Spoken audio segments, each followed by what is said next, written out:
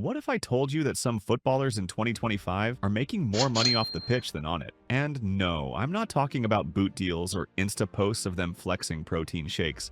I mean $100 million businesses, luxury real estate portfolios, crypto empires, and even running their own VC firms, all while still missing open goals on the weekend. Meanwhile, some players on the field are still getting subbed off in the 60th minute for a sandwich and a bus ride home. So what changed? And more importantly, how are they doing it? Back in the day, a footballer's off-field income was pretty straightforward. Endorsements, shirt deals, maybe the occasional shampoo ad.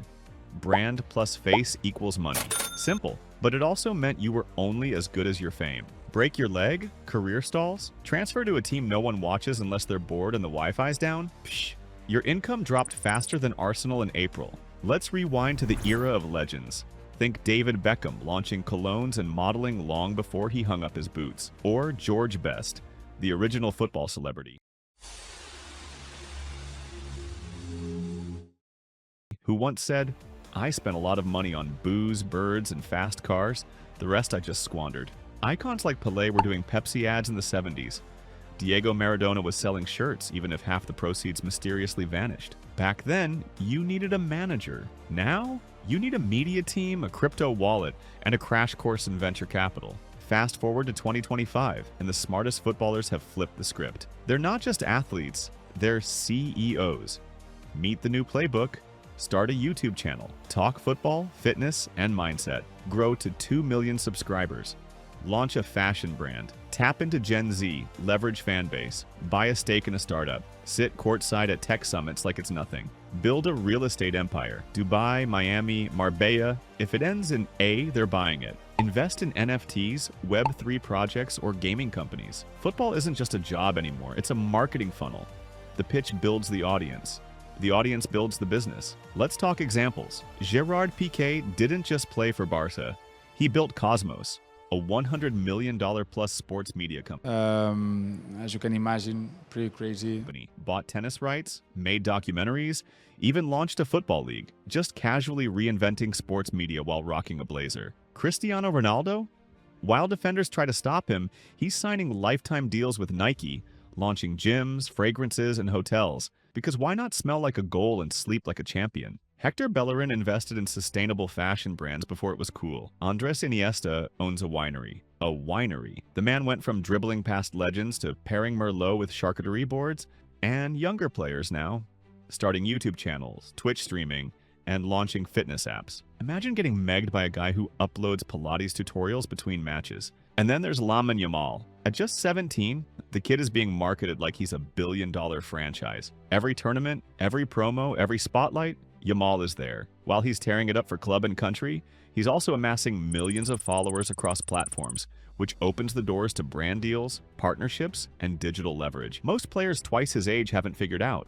His name sells shirts, fills stadiums, and makes highlight reels go viral. If he plays this smart, he could be the Messi of marketing too. But history is filled with cautionary tales. Freddie Adu, anyone? Burnout is real, and FIFA is great at promoting stars until they're broken, then moving on to the next teenager. Yamal's rise feels eerily similar to how FIFA and clubs treated young prodigies in the past, using them for every campaign, every press event, and loading their schedule until they become more product than player. The difference? Now there's money to be made outside football too, and he seems savvy enough to spot that. He's already the face of promos, and if he launches a brand, app, or even a personal content platform, the fans will follow. 2 words: audience leverage. Players have millions of fans. That used to mean t-shirts and posters. Now it means data, attention, and a distribution platform more powerful than your favorite startup's entire marketing budget. Also, social media made middlemen irrelevant. You don't need a production company to launch a docuseries. You don't need Adidas to release a shoe. You just need a ring light, some Wi-Fi, and a plan. And in 2025, the smartest players have teams behind them. Agents, yes, but also brand strategists, media consultants, business developers, financial planners, and probably someone who just tweets memes. This isn't freelancing. It's full-blown entrepreneurship with shin guards. Let's imagine a conversation. 1999 Pro. I just bought a BMW with my goal bonus. 2025 Pro. Nice. I just closed Series A funding for my nutrition startup. 1999 Pro. Series A? Is that a new boot sponsor? Even back in the early 2000s, we saw glimpses of this shift. Thierry Henry starred in Nike's Secret Tournament and ads that felt like blockbuster trailers. Eric Cantona became an actor. Ronaldo, the Brazilian one, opened his own sports marketing agency. But now, that trend is on steroids. Players aren't just personalities, they're platforms.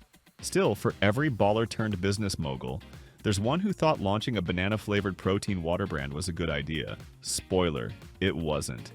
Others got into pyramid schemes, launched token scams, or tried to make their dogs influencers. One retired Strikers pug has more followers than him now. There's also the story of fictional Kevin Mendez, a backup left back who never scored but went viral for a vlog series called Benched But Bougie. Within a year, he had a fashion label, a weekly podcast, and more brand deals than his club's starting striker. Let's not forget the hilarious extremes. One semi-pro goalkeeper went viral last year not for his saves, but because he live-streamed his Uber Eats side hustle in full kit after a match, helmet cam and all. Another midfielder started a dog food company after going viral for always bringing his pug to training. One ex-striker even became a meme lord and built an entire content agency around football humor. You never know what sticks. Sometimes it's goals, sometimes it's gourmet pet treats. Even in Sunday leagues, players are following the blueprint. Some local legends now stream their games, sell merch, and launch TikTok coaching clinics with titles like How Not to Pull a Hammy at 35. There's a blueprint now and it's scalable, but let's be clear, this new era isn't without risk.